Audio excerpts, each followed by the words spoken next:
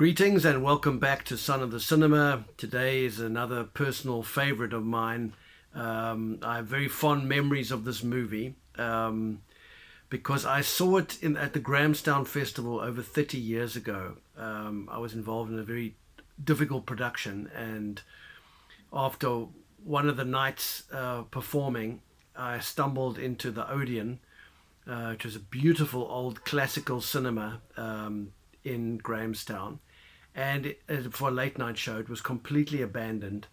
There was maybe one or two people in this huge cavernous space. And there was a movie there showing called Diva, a French film. And I thought, oh, well, I'll give this a go. And I was completely entranced. This film just swept over me like the best art films do. Just such a sense of creativity and fun and playfulness and inventiveness and magic. It's the kind of film that makes you fall in love with the movies all over again. The sound, the music, the cinematography, the script, the actors, the vision of the director. It's such a unique film. And you know, that was 30 years ago. I've watched it countless times. I never get sick of it. It's like a pop culture classic.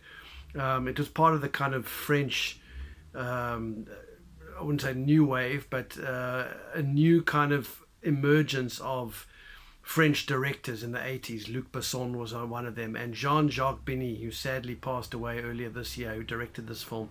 This was his first feature film, and it still remains his best and most iconic. How to describe Diva? It's a love story, it's a thriller, it's so many movies rolled into one. But first and foremost, it's a piece of art. It's a piece of art beyond cinema. Every image is beautiful. Every image, every shot, every choice of editing, it's like a piece of art. It's watching a piece of art. So as the film unfolds, we're swept into the story. Jules is a postman who lives a very mundane existence, but he has an obsession with an opera singer, Cynthia Hawkins, and he follows her wherever she goes on his little moped. If she has a concert in Germany, he drives all the way to Germany. If she has a concert in Eastern Europe, he drives all the way to Eastern Europe. He's absolutely obsessed with her. And the film opens when he goes to a concert in Paris that she's giving, and this performer is very eccentric. She has decided not to release a record because she believes in artistic integrity. She believes in the sanctity of the audience and the performer, the magic that happens between the two, and she doesn't feel like this lightning should ever be captured in a bottle. And so she refuses to have her music recorded. But Jules is so obsessed with her, he sneaks in a piece of recording equipment and records her latest performance, which is amongst her best. But unfortunately, Jules has been spotted. There's two Taiwanese agents in the audience who are pressing her to cut a record, and they see this, and of course, so they are after him.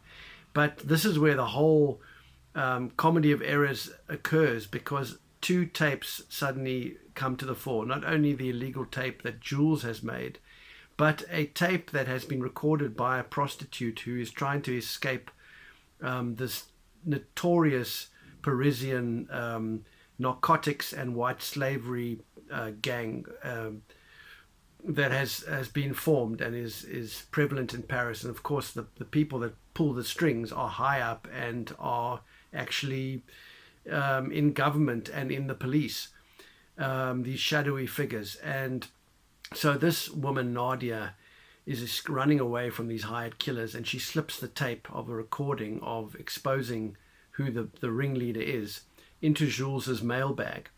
And two cops that are following, they find her dead, but they don't know where the tape is. And then they realize that she's put it into Jules's mailbag. So now Jules not only has the cops after him, he has the Taiwanese agents who want the recording that he did of her, and the killers want the tape. So it becomes this madcap chase.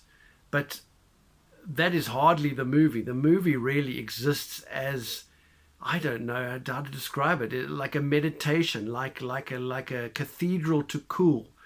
This is one of the hippest movies ever made, still to this day. It is so hip, so cool, so full of so many kind of and it just works stylistically. It works. I mean, even the music is anachronistic. You've got this beautiful classical music, and then this crazy electronic score, and somehow the two mesh and work perfectly together. They shouldn't, but they do.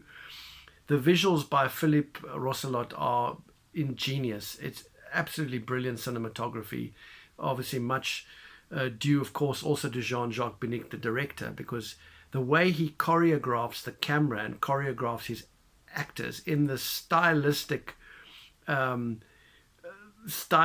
dance, it is an absolute joy to watch. This movie is a joy. It just makes you it puts you on a high. It is such an elegant film in all respects, and so many amazing characters. You've got the craziest characters, not only of course Jules, played by Frederick Andre, a wonderful performance, and Cynthia Hawkins, the lovers.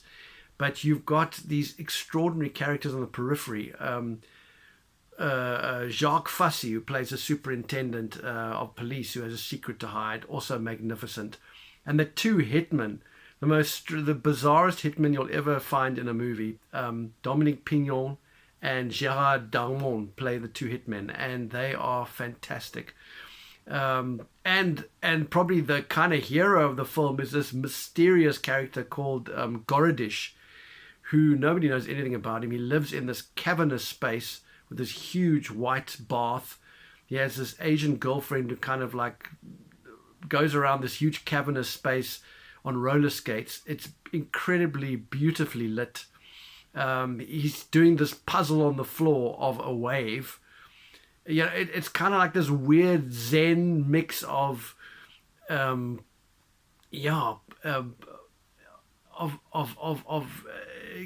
of extraordinary style, and it is. Diva is something to be experienced. It's not a movie that you can put into a box. It has to be experienced. So any of you, if you haven't seen this movie, see it. The 1981 Jean-Jacques Beineix movie Diva. It has so many wonderful moments. There's an extraordinary chase with the villains after him, Jules, on his moped through the Parisian roads and down into the where the train is, the underground. An extraordinary handheld chase, which is cinematically absolutely breathtaking, because in those days didn't really have Steadicam. So this is an incredible effort. The angles, the shots, the lighting is sublime. Eye-popping visuals and the most incredible set pieces. You've got Jules's apartment, which is this kind of abandoned garage with cars hanging in the air, with massive wall murals of old movie stars.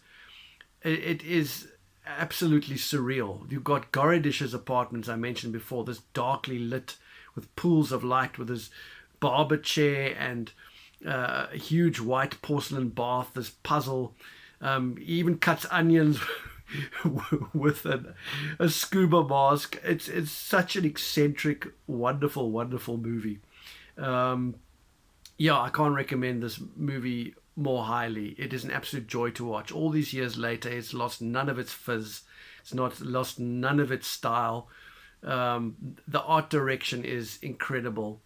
The director's eye is incredible. This was Jean-Jacques Beineix's first movie, and it is extraordinary. He never really, like Orson Welles, he said, I started at the top and worked my way down. Jean-Jacques Beineix was never able to recapture the brilliance of Diva. But really is a film that makes you fall in love with the movies and fall in love all over again. And there's also a huge cavernous warehouse, an incredible set piece where Gorodish and the villain meet to exchange the tape. Also an extraordinary set piece. The vision of this director is just ingenious. This is just an ingenious movie. So I'd really highly recommend you watch Diva. One of the great joys, one of the great art house pictures of all time. And all these years later has lost none of its allure. and of course filmed in Paris, the most romantic city in the world. So with all those incredible set pieces, the city itself is the greatest set piece of them all. And this moody soundtrack, yeah, what a wonderful atmospheric ode to cinema.